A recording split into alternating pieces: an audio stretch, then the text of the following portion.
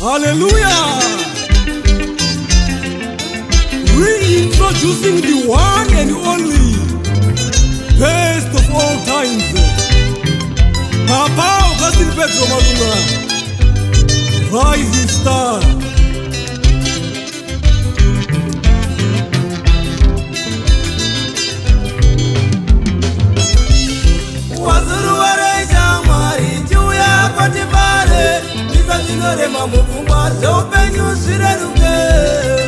The missionary soundless express mature music to mature people.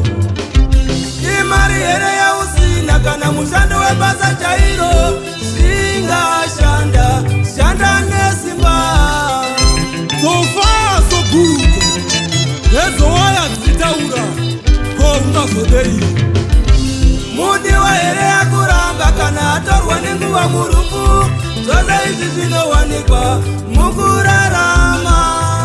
General Managing Director Daniel Pedro Malunga, Baba Shamka.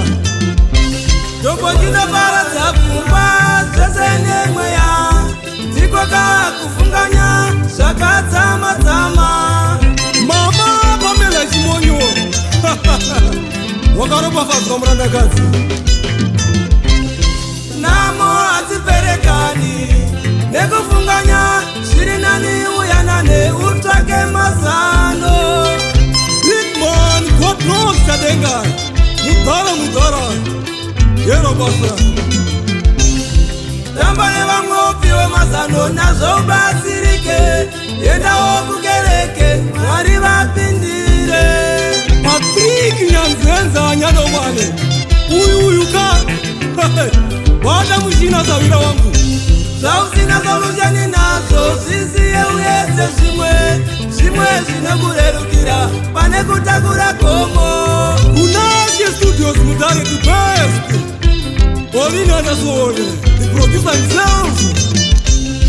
Nano zetu asifanane iwe, wamwe wana manya, asikunewe unofamba, shireke kududuza. Introducing the anointed one behind the scenes. Pastor thanks to dinner. Magaroba Baba.